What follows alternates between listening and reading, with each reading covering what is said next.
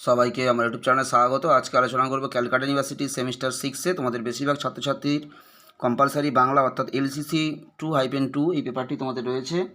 এই পেপার থেকে তোমাদের আমি অনেক দিন আগেই সাজেশান দিয়ে দিয়েছি। সেই সাজেশান অনুসারে ইতিমধ্যে তোমাদের মডিউল 1 এবং মডিউল 2 থেকে অনেক প্রশ্নের উত্তর আমি আপলোড করে দিয়েছি। আজকে তোমাদের মডিউল 3 থেকে, এর আগে তোমাদেরকে আমি ছোটো লোক গল্প থেকে একটা লং কোশ্চেন দিয়েছিলাম। আজকে তোমাদেরকে রেকর্ড গল্পের বড় প্রশ্নটা, যেটা এবছর খুবই ইম্পর্টেন্ট, তোমাদেরকে দিচ্ছি। তোমরা প্রথম থেকে শেষ পর্যন্ত দেখতে থাকো।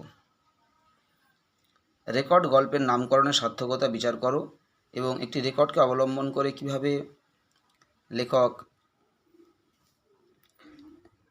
বিপ্লব সম্পর্কিত তথ্যে উপনীত হন বা রেকর্ডকে কেন্দ্র করে কোন সত্যে উপনীত হয়েছিলেন, বা একটি রেকর্ডকে কেন্দ্র করে মূল গল্পের কাহিনী আবর্তিত হয়েছে কীভাবে আলোচনা করো।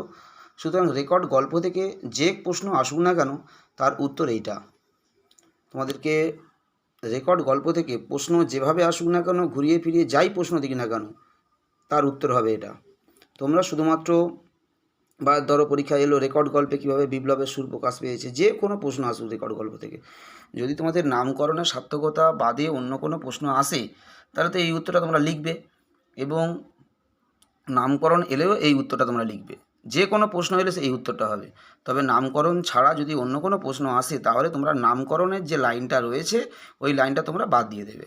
যে গল্পের একদম প্রথম দিকে যে নামকরণ যে 3 ধরনের হয়ে থাকে, তোমরা ওটার ওই 3-4 লাইন তোমাদের লেখার দরকার নেই।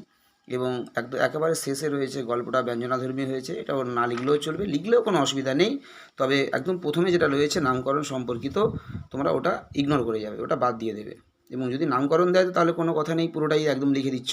আর যদি নামকরণ ছাড়া রেকর্ড গল্প থেকে অন্য কোনো প্রশ্ন আসে তাহলে তোমরা পুরোটাই লিখবে, শুধুমাত্র ওই নামকরণের একদম প্রথমে যে 3-4 লাইন রয়েছে নামকরণ সম্পর্কিত লেখা, তোমরা ওটা বাদ দিয়ে দেবে। এবং রেকর্ড গল্প থেকে যাই প্রশ্ন আসুক না কেন তার উত্তর হবে এটা, তোমাদেরকে আমি বলে দিলাম। সুতরাং চিন্তার বা ভয়ের কোনো কারণ নেই।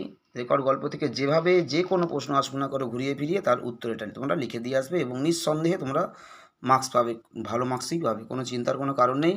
সুতরাং এখন থেকে তোমরা উত্তরটা ভালো করে আগে খাতায় লিখে নাও এবং ভালো করে তোমরা প্র্যাকটিস করো এখন থেকেই, তোমরা যাতে পরীক্ষায় ভালো মার্কস ক্যারি করতে পারো। এবং তোমাদের এই গল্প থেকে তোমাদের এই মডিউল 3-তে আরও যে গল্পগুলো রয়েছে, তোমাদের টোবাটেক সিং থেকে একটা বড় প্রশ্ন ইম্পর্টেন্ট রয়েছে, এখান থেকে আমি তারও উত্তর আপলোড করে দেবো। এছাড়া তোমাদের এখান থেকে আমি সাজেশানে তোমাদেরকে দিয়েছিলাম অন্তঃসলীলা গল্পটা এবছর খুবই ইম্পর্টেন্ট রয়েছে, সেটা তোমাদেরকে আমি আপলোড করে দেবো। অবশ্যই তোমরা ফলো রাখো, উত্তর তোমরা নিঃসন্দেহে এখান থেকে পেয়ে যাবে চ্যানেল থেকে।